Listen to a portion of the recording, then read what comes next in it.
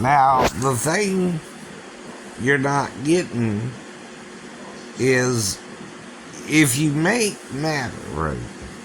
Matter is created and destroyed at the same time, right? There's a reason for that, right? It's not permanent, it's temporary.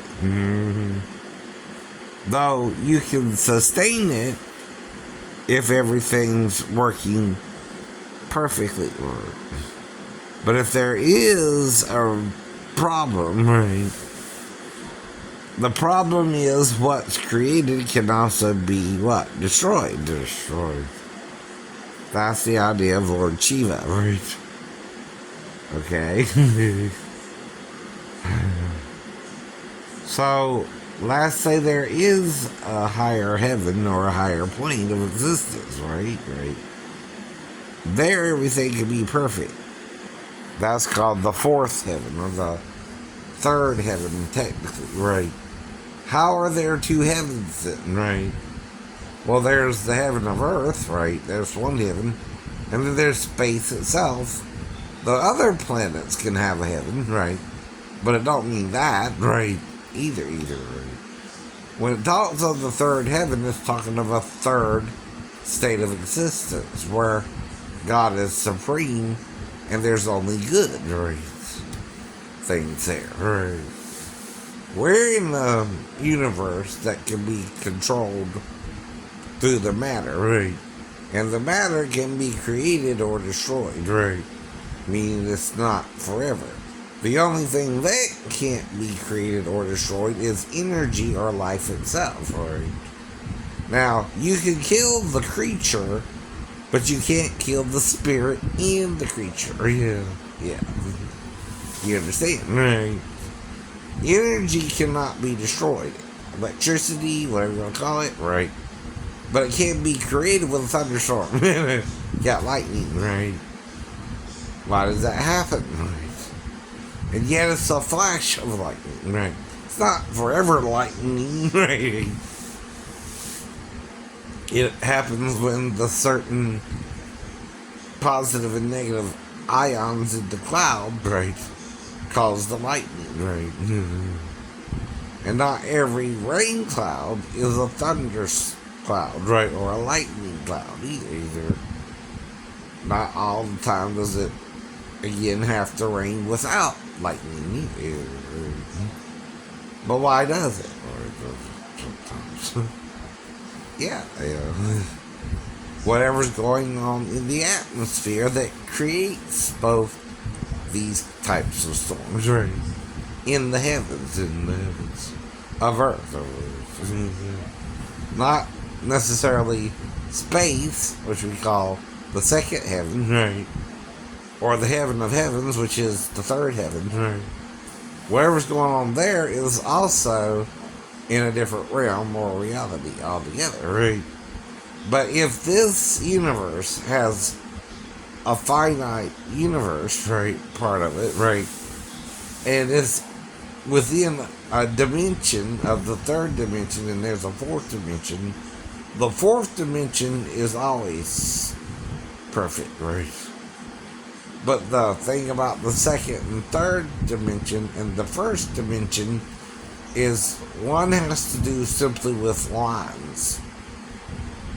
The other one has to do with space and time, right?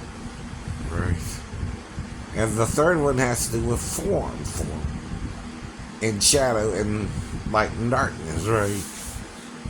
And you get it, how it's more complicated too, from the first to the second to the third dimension, right?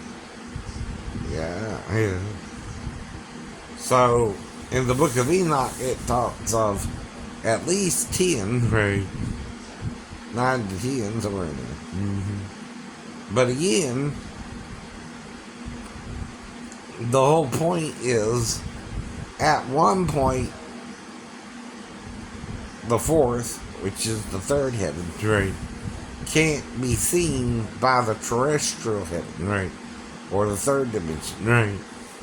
It's outside of it in a way that you can't see it, right. Like I told you about the gas in the air, we can't see or map the gases by sight, right? And know what gases are in the atmosphere. There's a reason for that. But the gases also help you live. Your little heart, the spark in it, causes you to breathe, right? Once you breathe, you're alive, like Adam and Eve, right? Whatever you want to call the first pair of human beings, too, right? We're all human here, right? Nobody's perfect, right? But when you try to murder each other, you can't become perfect either, right? When you kill each other over a god, right? Or an idea of a god, right? They want you to kill each other. Maybe that's the wrong god to follow. I don't know, right? What do I know? What do you know? I gotta learn as I go along, like most people, right? I don't know everything, right? But I can see things, but I can hear things, but I can smell things, and I can taste things, and I can feel things, right? That's still not all there is to it, right? There's more than that. There's using all those senses together as one. Right. To a point. Everything works to good, right? Or evil, right? In a human being's life, right? And like I said, right? I don't know everything. I'm following someone else who followed someone else who followed someone else, right? We all are. We're trying to follow somebody, right? But what if they're leading you astray, right? Whether you are a Jew or not, you have to listen to religious people around you, or you're not a Jew, right? But what if they're wrong, right? See, that's what Jesus means, right? If the people you're listening to are teaching you a wrong thing, right? And you don't question it, right? Or you don't look into it yourself, you're following like a blind person with another blind person, right? You're not going to get nowhere. You're both going to fall into a pit, right? If the blind follows the blind, right? Now, I don't mean you're blind in all areas. You're blind in certain areas, right? You can't see beyond, right, the Earth's atmosphere itself to see that there are 10 different kind of gases in the atmosphere, right? We're talking about something you can't see, right? But have to believe in, right? So let's compare it to the air itself, right? The air you breathe, right? To make you alive, right? You don't have to understand it to know that without the spirit that started the heart, right, you're dead, right? And whatever it is about this atmosphere that keeps us alive, that's what keeps us alive too. Once it's gone, it's gone. If we mess that up, we're messing up everybody's life. That's the problem, right? And we're supposed to try and support each other and help each other, right? Not work against each other, because then we're working against ourselves, right? Whether you're Hindu, Muslim, Christian, Jew, right? We all have the similar ideas of the gods, right? That something made this planet for us to live on, right? And we're supposed to work together, right?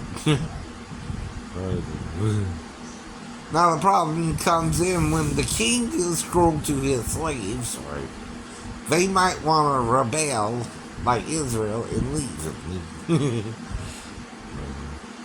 Let's say it wasn't necessarily Israel, since we don't have a whole lot of archaeology to go facts for that, right? Let's say a small group of slaves became Israel, right? Whatever. Who got to the land of Canaan and formed their religion based on the religions around them. That makes sense on it, you know. Except they went a little bit different, right, too. They have a different idea of creation than most of the people had around their time, right?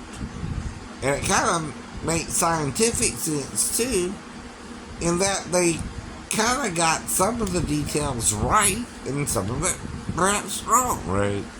That's anybody forming their own religion, right?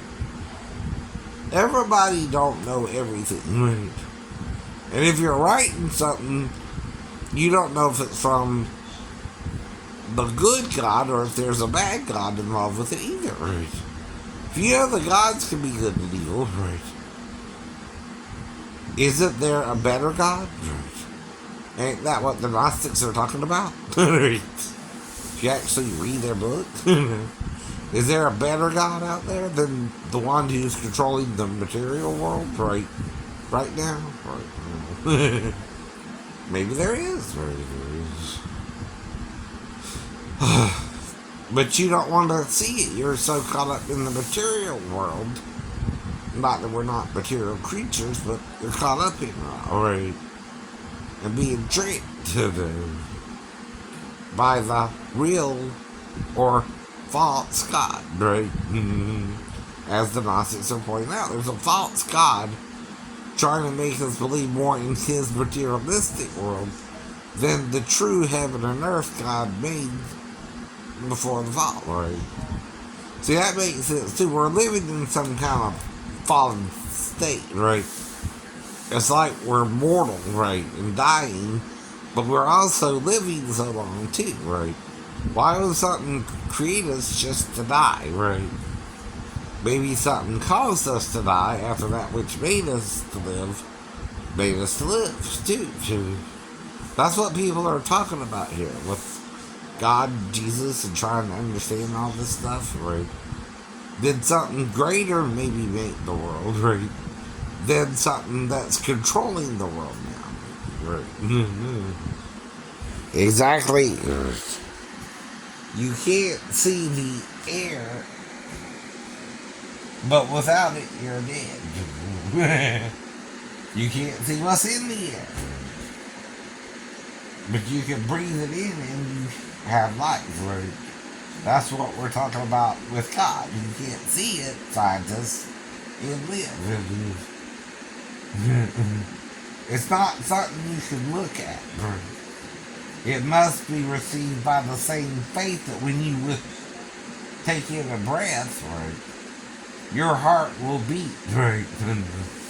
And when you exhale the breath, right, your heart will beat, right? Until you die, right? Is that deep, Shane?